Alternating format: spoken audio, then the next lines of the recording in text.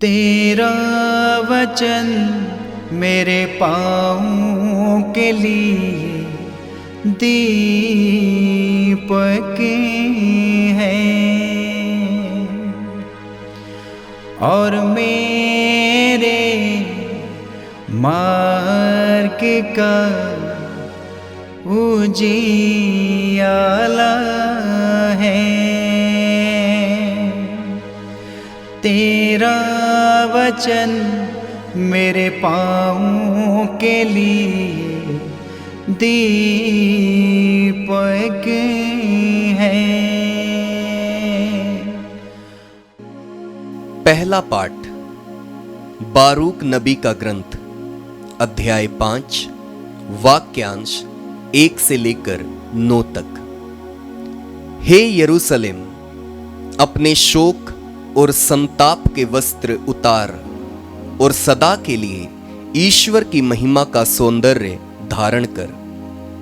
तू ईश्वरीय न्याय का लबादा पहनकर अपने सिर पर प्रभु का दिया हुआ गौरव का मुकुट रख ले, क्योंकि ईश्वर पृथ्वी भर के लोगों पर तेरी महिमा प्रकट करेगा और सदा के लिए तेरा यह नाम रखेगा, न्याय की शांति और धार्मिकता की महिमा।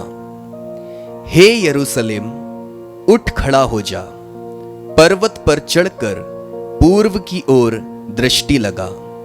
देख, प्रभु की आज्ञा से तेरे पुत्र पश्चिम और पूर्व से एकत्र हो गए हैं।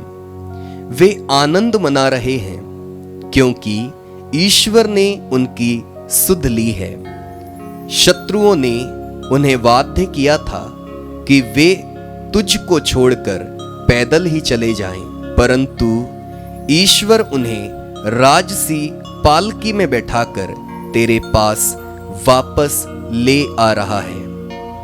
ईश्वर का आदेश ये है कि हर एक ऊंचा पहाड़ और सभी चिरस्थायी पहाड़ियां समतल की जाएं और हर एक घाटी पाट कर भर दी जाए, जिससे इज़राइल महिमा में प्रभु की रक्षा में सुरक्षित आगे बढ़ सके।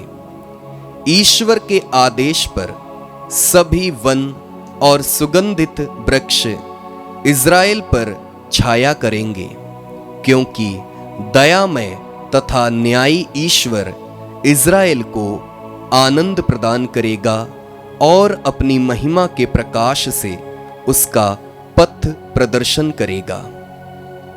यह प्रभु की वाणी है। ईश्वर को धन्यवाद। भजन अनुवाक्य। प्रभु ने हमारे लिए अपूर्व कार्य किए हैं और हम अत्यंत आनंदित हो उठे। अनुवाक्य। प्रभु ने हमारे लिए अपूर्व कार्य किए हैं और हम अत्यंत आनंदित हो उठे। प्रभु जब सियोन के निर्वासितों को वापस ले आया तो हमें लगा कि हम स्वप्न देख रहे हैं। हमारे मुख पर हंसी खिल उठी और हम आनंद के गीत गाने लगे। अनुवाक्य। प्रभु ने हमारे लिए अपूर्व कार्य किए हैं और हम अत्यंत आनंदित हो उठे। गैर यहूदी आपस में ये कहते थे, प्रभु ने उनके लिए अपूर्व कार्य किए हैं। उसने वास्तव में हमारे लिए अपूर्व कार्य किए हैं और हम अत्यंत आनंदित हो उठे। अनुवाक्य। प्रभु ने हमारे लिए अपूर्व कार्य किए हैं और हम अत्यंत आनंदित हो उठे। हे प्रभु, मरुभूमि की नदियों की तरह हमारे निर्वासितों को वापस ले आ।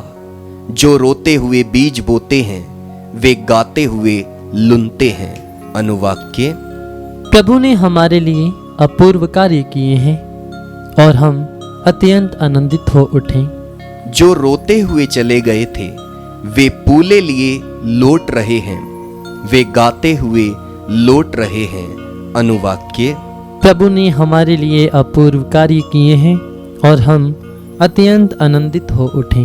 फिलिपियों के नाम संत पौलुस का पत्र, अध्याय 1, पद संख्या 3 से 6, 8 से 11। मैं हमेशा अपनी हर एक प्रार्थना में आनंद के साथ आप सबों के लिए विनती करता हूँ। जब जब मैं आप लोगों को याद करता हूँ तो अपने ईश्वर को धन्यवाद देता हूँ, क्योंकि आप प्रारंभ से अब तक सुसमाचार के कार्यों में सहयोग देते आ रहे हैं। जिसने आप लोगों में यह शुभ कार्य आरंभ किया है, वह उसे यीशु मसीह के आगमन के दिन के लिए पूर्णता तक पहुंचा देगा। इसका मुझे पक्का विश्वास है। ईश्वर जानता है कि मैं यीशु मसीह के प्रेम से प्रेरित होकर आप लोगों को कितना चाहता हूँ। ईश्वर से मेरी ये प्रार्थना है कि आपका प्रेम, ज्ञान तथा हर प्रकार की अंतर्दृष्टि में बराबर बढ़ता जाए, जिससे जो श्रेय है आप उसे पहचाने, उसे प्रेम करें।